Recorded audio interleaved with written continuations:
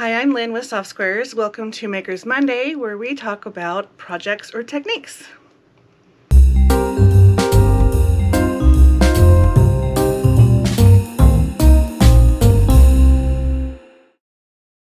Alright, you see this quilt behind me? This is a different video series, but this is the Bliss Quilt Along, and I'm working on the finishing kit with that. And while I was doing that, I discovered a problem and how to fix it. So this week's video is actually going to be on how to deal with the problem that I had encountered while I was working on this quilt. If you want to learn more about this quilt, it's the Bliss Quilt Along through Fat Quarter Shop, and there's a whole series of thumbnails on that. The finishing kit has not come out as of today when I'm doing this video, but it will be coming out soon. But anyway, we'll talk about that there. But today we're talking about flying geese, what to do if you don't have the right size fabric to make your blocks. And so what had happened with me is I used fabric from Tuesday morning. I had a whole bunch of different pre-cuts, and I just kept everything together while I was working on the individual blocks, which are the outside blocks. And then I had to take what was left over to work with my finishing kit. And it got to the point where I had used every bit of red fabric that I had to make it in this configuration. And when I went to sew it together for the flying geese on this side, let's see.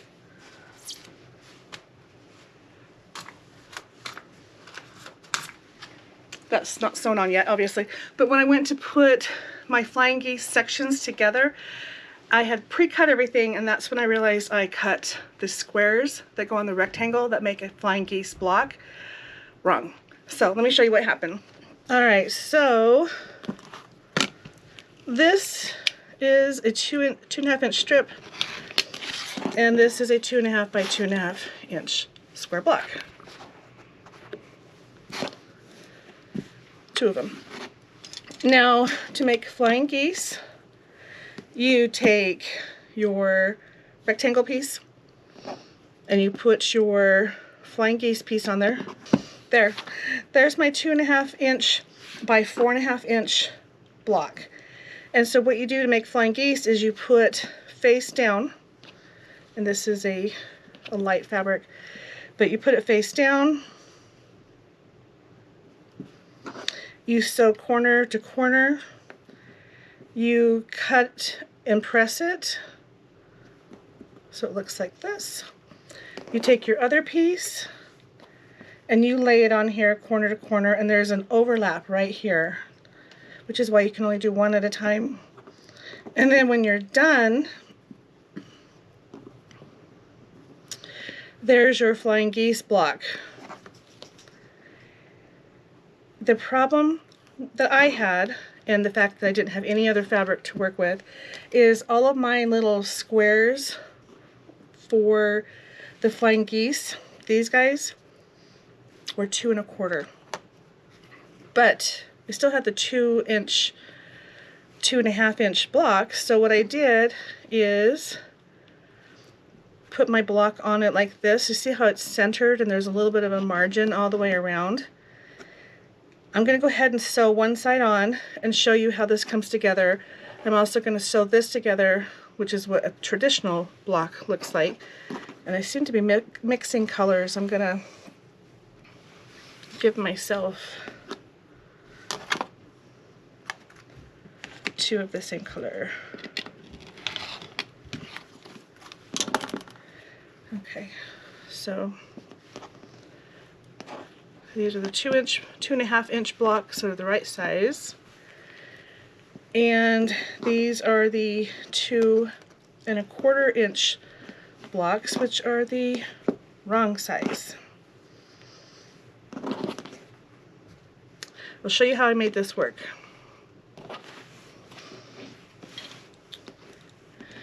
Alright, so these are the extra pieces. This is the block that's the right size. This is the block that I'm using with the smaller block. What we're going to do is press this back, and that is your first side of the flying geese. So I'm going to press it and then trim it off. Same with this one.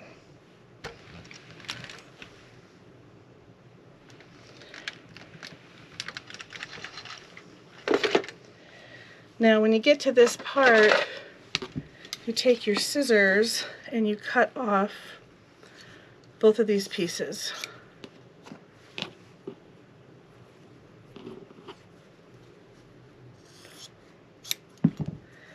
And now it's time to add the other piece, which when it goes on, you can see the overlap. So I'll do that with both of those. But over on this one, I have centered it, and I tried to center over here, but it shifted, and this one's a little better.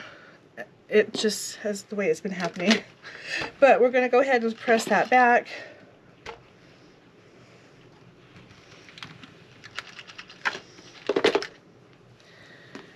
Okay, so there's two of the blocks.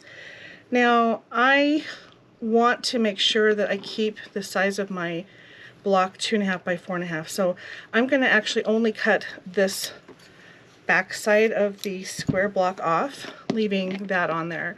And it's not as noticeable with these blocks. Hopefully it will be in the next step. Why?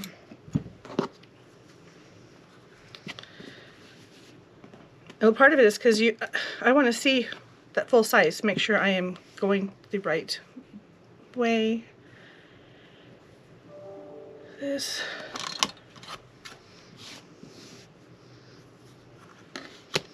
isn't very square.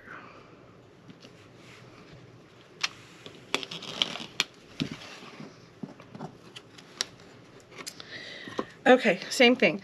I'm going to add these two on the other side.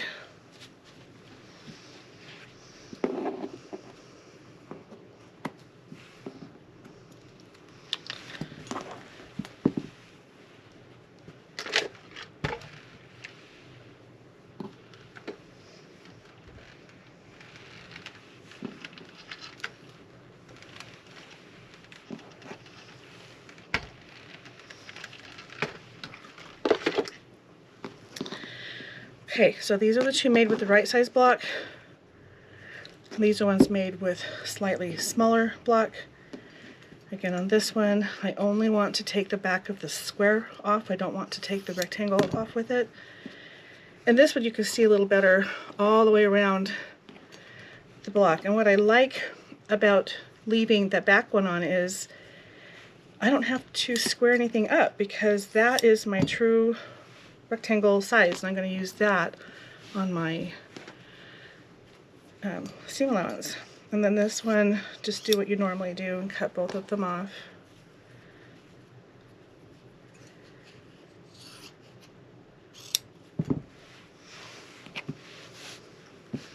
So you can kind of see the difference between the two. I'm going to now sew these together, and then you can see how well that works. If I do my normal 1/4 inch, it should come in enough that it covers. 1/4 inch is actually that marking right there. So it's definitely going to pick that up, but I'm going to lose my point on this one. This didn't actually overlap, or some of my other blocks on the other project, they did overlap like this. So you may or may not be able to do it. Anyway, this one, when I do the stitch across, I'm gonna know to keep it in that little V. Here I don't have a V. So I'm gonna sew these together, and if I use a larger, like a 1/4 inch or like a couple threads wider than that, it should be big enough to catch all of those layers, even on the short block.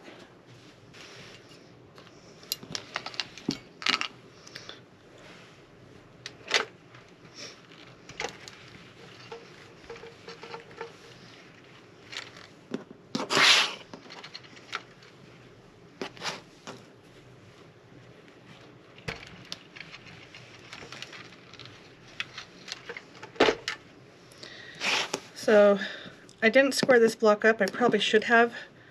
I'm so used to all the flying geese I just made where I didn't have to square it up. But here are my two sets. See how I lost the point on that one? So I'm going to actually make another one of the small. Is this the right size? 2, 3, 4. It is not.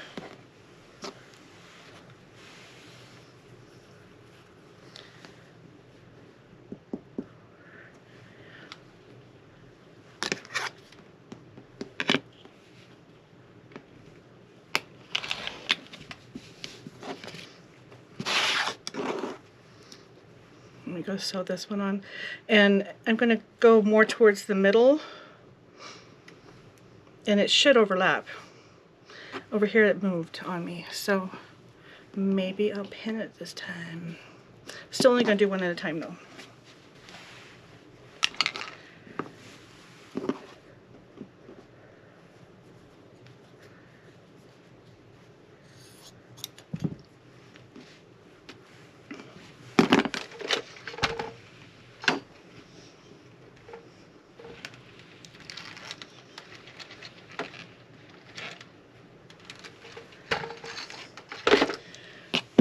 That doesn't look right, but I ended up doing a lot of blocks like that on my project. So I'm going to go ahead and add this to here. I had a little more overlap, not a ton, but it is up far enough. I might be able to save it. And I can see on the back side where the two V's meet.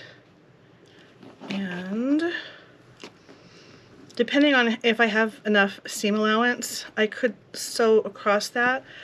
I think I'm going to need to go down farther because the way those are going. So actually I just answered my own question.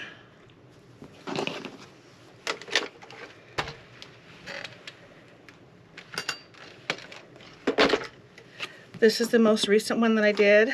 You can see that the gap is closing in more. So there's the difference between the two flying geese. Now I want to show you my actual project that I worked on. I joined these side by side. And as you can see, they're all a little different, but you can see that they're also within, I mean, they're smaller than the outer block. And then I just joined my seams together, and this is going to be attached to the quilt, where the quilt itself is right here. And there's another wider binding that will be going over here.